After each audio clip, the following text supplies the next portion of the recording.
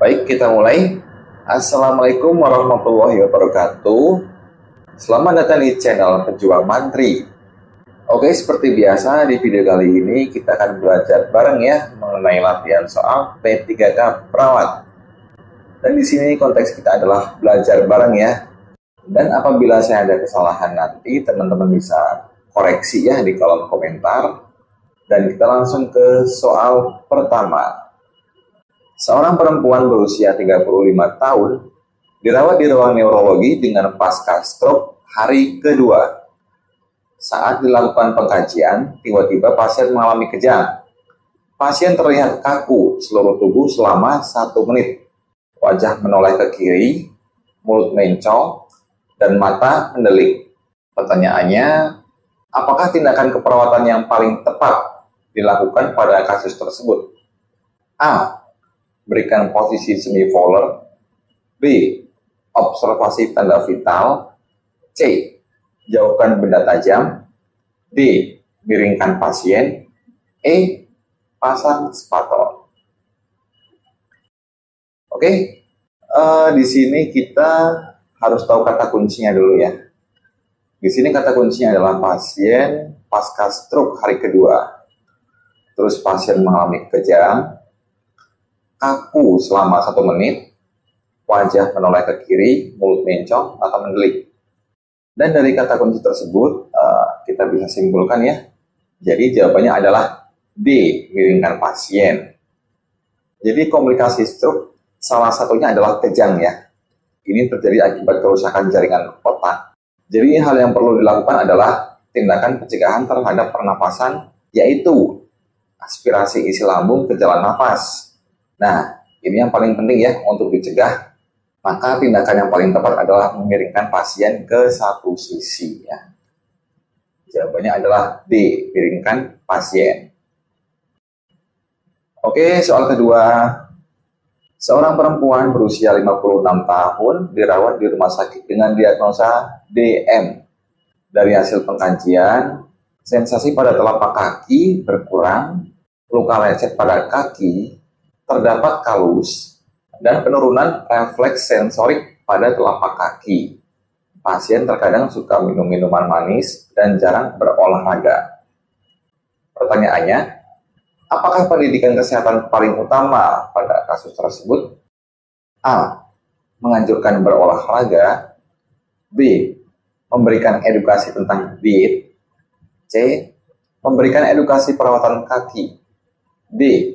Memberikan informasi tentang komplikasi diabetes atau DM. Dan E. Menganjurkan pasien untuk memantau gula darah secara rutin. Jadi seperti biasa ya, kita harus tahu dulu kata kuncinya apa. Oke, di sini pasien dengan DM ya. Adanya luka lecet pada kaki, terdapat kalus, dan penurunan refleks sensorik pada telapak kaki ya. Jadi jawabannya adalah C, memberikan edukasi perawatan kaki. Karena ya pendidikan kesehatan tentang perawatan kaki ini penting ya untuk mencegah komplikasi lebih lanjut. Selanjutnya soal yang ketiga. Seorang laki-laki berusia 30 tahun dirawat di ruang bedah akibat fraktur. Pasien mengeluh nyeri di kaki kanannya, dan dari hasil pengkajian kaki tampak bengkak. Nyeri dengan skala 7, gelisah, terpasang traksi, tampak lemah, dan sering teriak-teriak. Tensi 140/90, nadinya 100 kali per menit, dan nafasnya 26 kali per menit. Dan pertanyaannya adalah, apakah tindakan yang paling tepat pada kasus tersebut? A. Observasi CRT. B. Lakukan massage. C. Observasi kekuatan otot. D. Lakukan relaksasi nafas dalam. Dan E. Kolaborasi pemberian analgesik. Di sini bisa ditarik kesimpulan bahwa kata kuncinya adalah mengeluh nyeri di kaki kanannya, kaki bengkak, nyeri skala 7, terus gelisah, dan pasien sering teriak-teriak. Oke. Jadi jawaban yang paling tepat adalah E ya, kolaborasi pemberian analgesik. Jadi nyeri skala 7 ini kan nyeri sedang ya. Ini membutuhkan tindakan kolaborasi pemberian analgesik. Karena dengan tindakan keperawatan, misalnya relaksasi ya, itu tidak dimungkinkan untuk menghilangkan nyeri dengan skala tersebut. Jadi jawabannya adalah E, kolaborasi pemberian analgesik. Selanjutnya soal keempat. Seorang laki-laki berusia 57 tahun dirawat di ruang penyakit dalam dan sedang dilakukan pemberian transfusi darah jenis whole blood WB ya, 500 cc.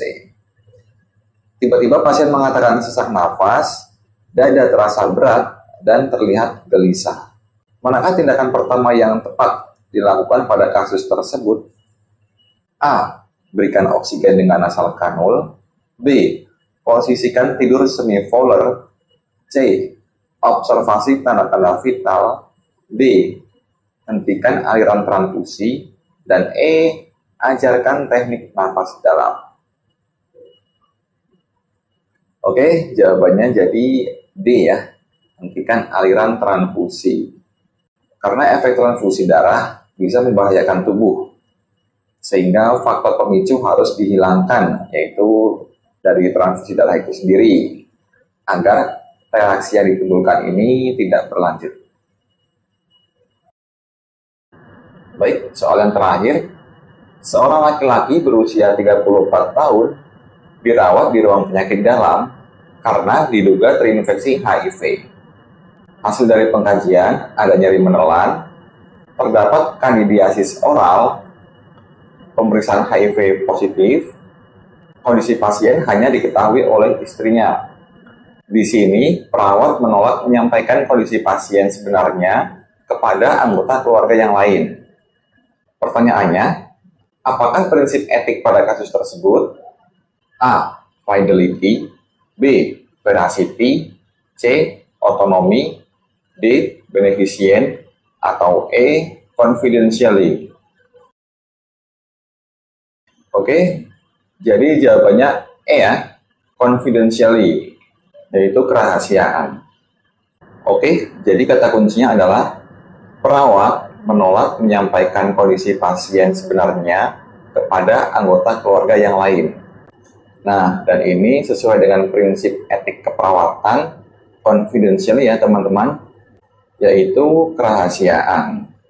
Jadi seperti yang kita tahu, prinsip etika keperawatan itu ada 8 ya. Yang pertama ada autonomi, artinya otonomi atau kebebasan. Yang kedua beneficient atau berbuat baik. Yang ketiga justice atau keadilan.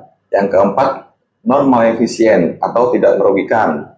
Yang kelima veracity atau kejujuran. Keenam fidelity atau kesetiaan. Yang ketujuh confidentially atau kerahasiaan.